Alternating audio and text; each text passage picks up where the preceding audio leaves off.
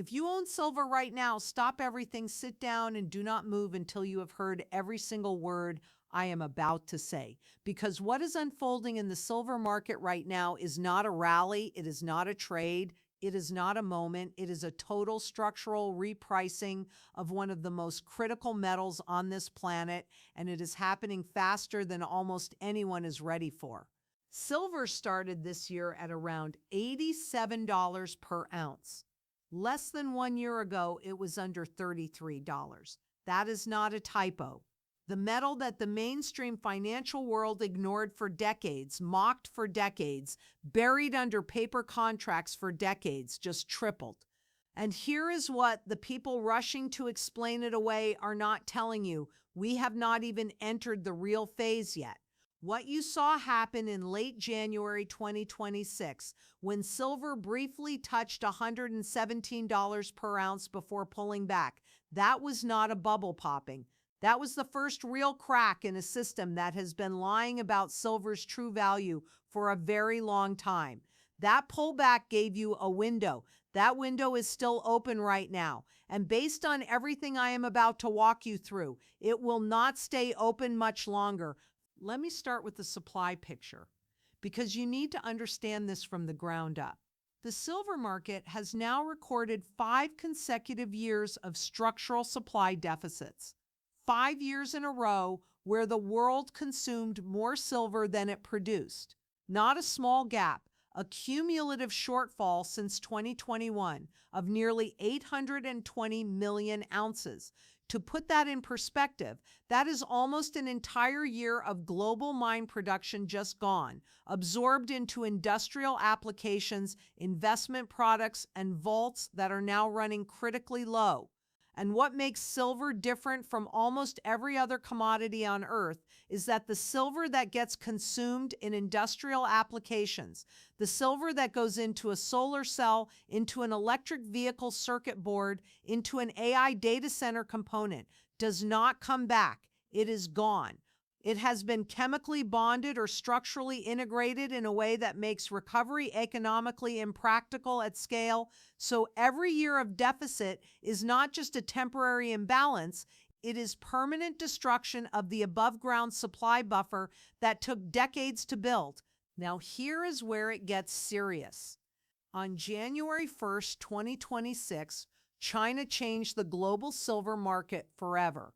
China officially classified silver as a strategic material and implemented an export licensing system that, in practical terms, functions as a near-total export restriction. Only 44 companies in all of China have been approved to export silver for the entire 2026 and 2027 period. To even qualify for a license, a company must produce at least 80 tons of silver per year and maintain $30 million in credit lines, terms that automatically exclude hundreds of small and mid-sized Chinese refiners who have been supplying global industrial users for years. And why does this matter so much? Because China controls between 60 and 70% of the world's refined silver supply, not mining production, refined, deliverable, ready-to-use silver. The country that processes the majority of the world's silver just told the rest of the planet, we are keeping it. This is not a quota. This is not a tariff you can negotiate around with the trade deal. This is a strategic restructuring of the global silver supply chain executed overnight with no warning for the companies that depend on Chinese refined silver to make solar panels, semiconductors, EV components, and medical devices in Europe, the United States, Japan, and South Korea. The European Union Chamber of Commerce surveyed its members in China in November 2025, and a majority reported they already had been or expected to be directly affected by these controls. Major tech corporations are reportedly attempting to source silver through circuitous routes at significant premiums just to keep production lines running. Physical silver in Shanghai was already trading at a premium of 12% or more above the theoretical spot price in London within days of the new rules taking effect. This is what a real supply shock looks like, not a chart spike, but actual manufacturers paying actual premiums to secure actual metal because the normal channels have been shut. China did not do this randomly. They followed the exact same playbook they used with rare earths, with tungsten, with antimony, with gallium, with germanium. The pattern is consistent. Identify a material where China dominates global supply, reclassify it as strategic, implement export controls, retain domestic supply for national industrial priorities, and use access to that supply as geopolitical leverage in trade negotiations. They did it with rare earths in 2010. They are doing it with silver right now. And the response from the United States confirmed the severity of what just happened. The U.S. government officially added silver to its national critical minerals list for the first time in history, citing its use in electrical circuits, batteries, solar cells, and medical instruments. When the United States government puts something on the critical minerals list, they are acknowledging a vulnerability. They are saying, we do not have enough domestic supply of this material, and without it, our strategic industrial and defense capabilities are at risk. Now let's talk about COMEX, because this is where the paper game is starting to collapse in real time. COMEX registered silver inventories, the metal that is actually available for immediate physical delivery against futures contracts, fell 70% to around 107 million ounces by late January 2026. At that same moment, total open interest across futures contracts represented 760 million ounces of silver. Do that math. 107 million ounces of deliverable physical metal backing 760 million ounces of paper claims. That means registered inventory covers only about 14% of outstanding paper positions. If even a fraction of futures holders demand delivery, and they already are, with 33 million ounces withdrawn for delivery in just 7 days in January, the exchange faces a delivery crisis that has no clean resolution. When that kind of stress hits the system, the exchange has one blunt tool available: raise margin requirements to force paper traders out of the market. They did exactly that. CME raised margins multiple times during January's spike. Then it worked in the short term. Prices pulled back, the frenzy cooled, and the mainstream financial press declared the bubble over. But here is what the mainstream press missed entirely. The margin hikes did not add a single ounce of silver to the vaults. The fundamental imbalance between paper claims and physical metal was not resolved. It was suppressed, temporarily. The lease rate, the cost to borrow physical silver in the market, exploded to 8% annually in January. Under normal conditions, silver lease rates sit between 0.3 and 0.5%. A leap to 8% means that institutions are willing to pay an extraordinarily high price just to borrow physical silver for a short period of time. They are not doing that because they think prices might go up. They are doing that because they desperately need physical metal and there is almost none available to borrow.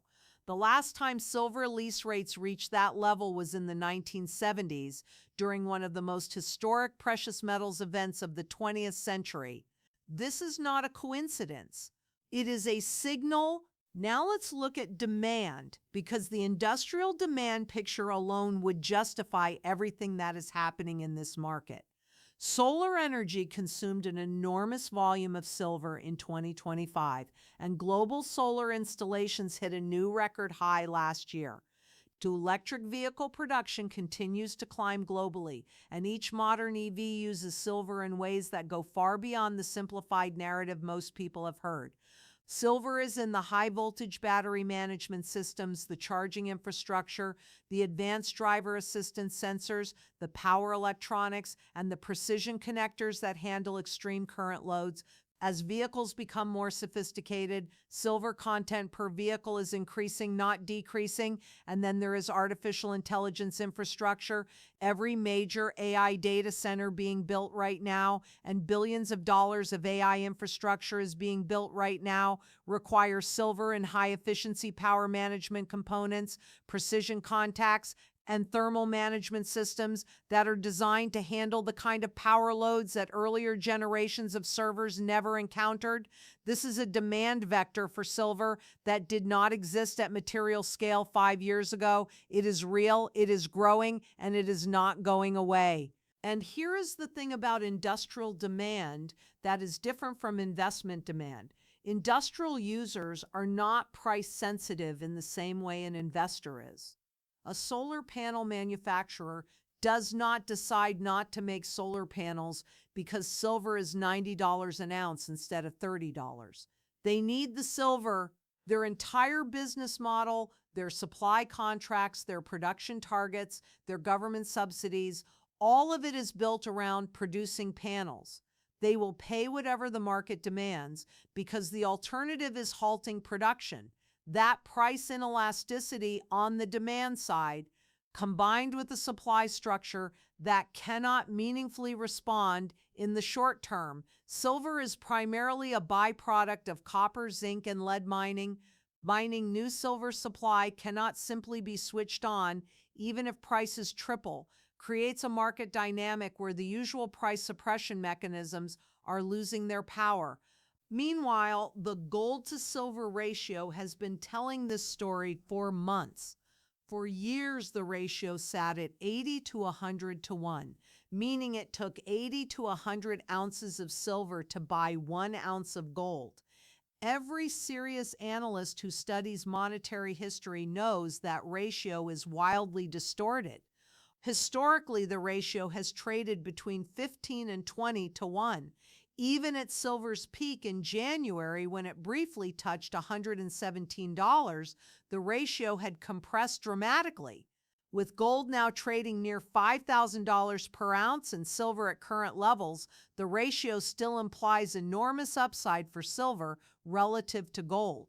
The compression of that ratio is not a coincidence. It is the market slowly recognizing that silver was one of the most mispriced assets in modern financial history. And this is happening against a macro backdrop that is the most favorable environment for hard assets in decades.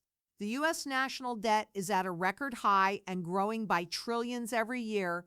The Federal Reserve cut interest rates multiple times in 2025 and stopped shrinking its balance sheet.